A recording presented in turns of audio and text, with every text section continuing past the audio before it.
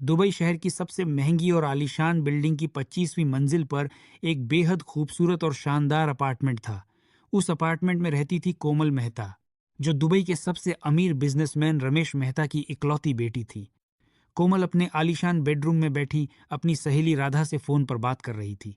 अरे राधा, तूने देखा नहीं, मैंने कल नई रोल्स रॉयस बुक की है, सफेद रंग की। पापा ने कहा बर्थडे गिफ्ट में मिलेगी। यार कोमल, तू बहुत लकी है। काश मेरी भी ऐसी जिंदगी होती। लकी नहीं राधा, मैं डिजर्विंग हूँ, ये मेरा हक है। तभी अचानक फोन कट जाता है। कोमल मुंह बनाती है। इन लोगों को और काम नहीं है क्या? मुझे फोन कर रहे हैं, कहाँ कहाँ से आ जाते हैं गरीब लोग। कोमल फोन रखकर आराम से सोफे पर टिक जाती है। अलेक्सा, नाश्ते का वक्त हो गया, नाश्ता लेकर आओ। तभी वहां एक चमचमाता हुआ रोबोट मेन्यू लेकर आता है।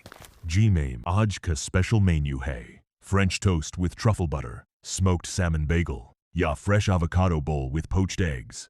एवोकाडो बाउल, लेकिन एग्स वेल डन होने चाहिए और साथ में फ्रेश प्रेस्ड ऑरेंज जूस। कल वाला जरा ठंडा था, आज वैसा नहीं चाहिए। जी मैम, बिल्कुल आपकी मर्जी के मुताबिक। कुछ ही मिनटों में रोबोट खूबसूरती से सजी हुई ट्रे लेकर वापस आता है। कोमल एक नजर देखती है और मुस्कुराती है। यही तो असली जिंदगी है, ऐश आराम और सब कुछ मेरे इशारे पर। नाश्ते के बाद कोमल अपने ड्रेसिंग रूम में आती है, जो किसी बड़े डिजाइनर शोरूम से कम नहीं था। एक तरफ गुची, प्राडा, लुई वितों के बैग्स की कतार, दूसरी तरफ सैकड़ों जोड़ी जूते शीशे के रैक में सजे हुए। आज कौन सा आउटफिट पहनूं? हाँ, ये वर्साचे वाला अच्छा लग रहा है। आज दुबई मॉल भी तो जाना है। कोमल तैयार होकर नीचे आती है, जहां उसका पर्सनल शोफर चमचमाती काली मर्सिडीज एस क्लास लेकर खड़ा था। मेम, कहाँ चलना है? दुबई मॉल, और जल्दी करो, मुझे देर होती है तो मूड खराब होता है। कोमल गाड़ी में बैठकर शीशा चढ़ा लेती है। दुबई की चमचमाती सड़कों पर उसकी गाड़ी दौड़ती रहती है। यही थी कोमल की रोज की जिंदगी। कोई फिक्र नहीं, कोई तकलीफ नहीं। सब कुछ था उसके पास। पैसा, ऐशो आराम और एक अहंकार जो दिन पर दिन बढ़ता जा रहा था। उसी शाम जब कोमल मॉल से शॉपिंग करके घर लौटती है, दोनों हाथ डिजाइनर बैग से भरे हुए थे। तभी उसके पापा रमेश मेहता बुलाते हैं। बेटा बैठ, तुझसे एक जरूरी बात करनी है। हाँ पापा बोलो। वैसे देखो, आज प्रादा का नया कलेक्शन आया था, मैंने 2 बैग्स लिए। बेटा, बात शादी की करनी है। फिर शादी? पापा अभी कहाँ, मुझे अभी एंजॉय करना है।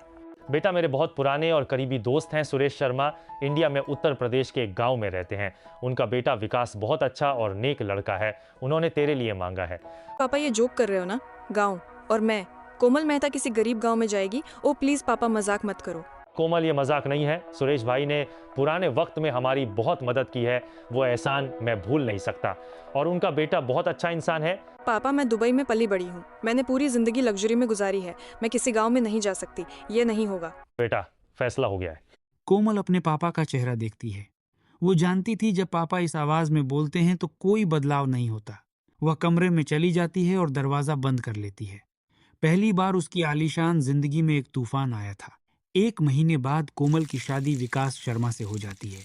न बड़ा मंडप, न शानदार रोशनी, न बंड बाजा, बस एक छोटे से हॉल में साधारण फेरे। कोमल पूरी शादी में मुंह फुलाए बैठी रही। ये शादी है या कोई तमाशा? मेरी सहेलियां कैसी कैसी शादियां करती हैं और मेरी ये हालत।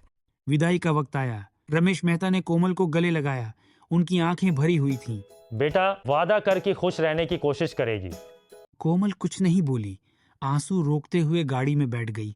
यह गाड़ी भी मर्सिडीज नहीं थी, एक पुरानी सफेद इन्नोवा थी, जो धक्के खाते हुए गांव की कच्ची सड़क पर चल रही थी। अगले दिन सुबह जब कोमल अपने नए घर में आंखें खोलती है तो एक पल के लिए भूल जाती है कि वह कहाँ है। वैसे दोस्तों, कहानी में आगे क्या होने वाला है ये जानने के लिए आप बहुत एक्साइटेड होंगे, लेकिन उससे पहले अगर आपने अभी तक हमारे चैनल सास बहू की पाठशाला को सब्सक्राइब नहीं किया है तो जल्दी से नीचे दिए लाल बटन को दबाकर सब्सक्राइब कर लीजिए और घंटी वाले आइकॉन को ऑन कर दीजिए ताकि अगली कहानी आपसे मिस ना हो। अगले दिन सुबह जब कोमल अपने नए घर में आंखें खोलती है तो एक पल के लिए भूल जाती है कि वह कहाँ है। फिर नजर पड़ती है उस छोटे से कमरे पर। टूटी हुई छत, पुराना धड़धड़ाता पंखा और दीवारों पर उखड़ा हुआ पलस्तर। ये कहाँ आ गई मैं?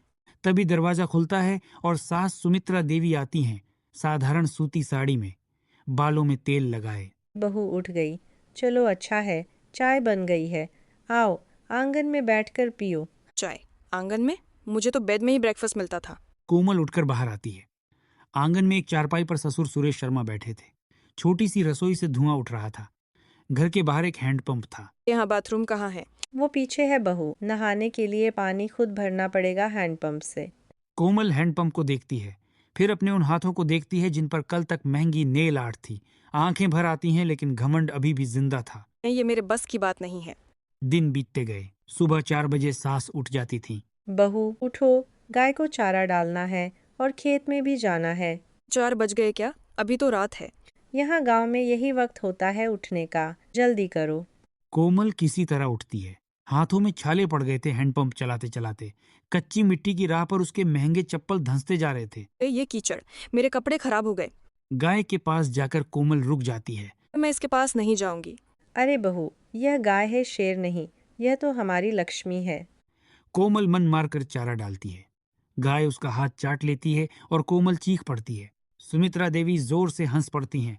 कोमल शर्म और गुस्से से लाल हो जाती है। एक दोपहर कोमल का पति विकास खेत से लौटता है, थका हुआ, धूल मिट्टी से सना, लेकिन चेहरे पर एक सादी और सच्ची मुस्कान। कोमल, ठीक तो हो ना? कैसा लगा ससुराल में? तो क्या ठीक रहूंगी? देखो मेरे हाथ, छाले पड़ गए, बाल खराब हो गए, ढंग का शैम्पू भी नहीं मिलता यहाँ। कोमल, मैं जानता हूँ तुम्हारे लिए मुश्किल है, लेकिन यही हमारी जिंदगी है। मेरे पास ज़्यादा नहीं है, लेकिन जो है वो दिल से दूंगा। दिल से क्या होता है विकास? जिंदगी पैसों से चलती है। तुम क्या दे सकते हो मुझे? विकास कुछ नहीं बोलता, चुपचाप उठकर चला जाता है। कोमल उसे जाते हुए देखती है। एक पल के लिए दिल में कुछ चुभता है, लेकिन घमंड फिर हावी हो जाता है। एक रात भारी बारिश हुई। कच्ची छत से पानी टपकने लगा। विकास उठो, छत से पानी आ रहा है। यह पुरानी छत है, बारिश में टपकती है। बाल्टी लाता हूँ। बाल्टी? मेरे दुबई के घर में पूरी बिल्डिंग वाटरप्रूफ थी और यहाँ। विकास चुपचाप बाल्टी रख देता है। कोमल उस रात एक कोने में सिमटकर बैठी रहती है। ठंड, टपकता पानी और अंधेरा। पहली बार उसकी आंखों से वो आंसू निकले जो रुके नहीं। पापा, आपने मुझे किस दुनिया में भेज दिया? तभी विकास चुपचाप उठता है और अपनी चादर कोमल के कंधे पर डाल देता है ठंड लग रही होगी। और खुद ठंड में लेट जाता है। कोमल उस चादर को देखती रहती है। पहली बार उसके दिल में कुछ अजीब सा एहसास हुआ जिसे वो समझ नहीं पाई। धीरे धीरे वक्त बदला। एक दिन खाना बनाते हुए कोमल की उंगली जल गई। सुमित्रा देवी तुरंत दौड़कर आईं। अरे बहू, दिखाओ, रुको हल्दी लाती हूँ। सुमित्रा देवी अपने खुरदरे हाथों से हल्दी लगाने लगी। कोमल उन झुर्रीदार हाथों को देखती रही जो इतने प्यार से उसकी उंगली पर हल्दी लगा रहे थे। ध्यान रखा करो बेटा, सब धीरे धीरे सीख जाओगी। पहली बार कोमल ने गौर किया कि सास ने उसे बेटा कहा था। कोई शिकायत नहीं, कोई उलाहना नहीं, सिर्फ प्यार। कोमल के दिल में कुछ हिला। कुछ महीने और बीत गए। एक सुबह कोमल खुद उठकर सास के आने से पहले ही रसोई में चाय बनाई। अरे बहू, तुमने चाय बना ली? आज आप बैठो, मैं बनाती हूँ।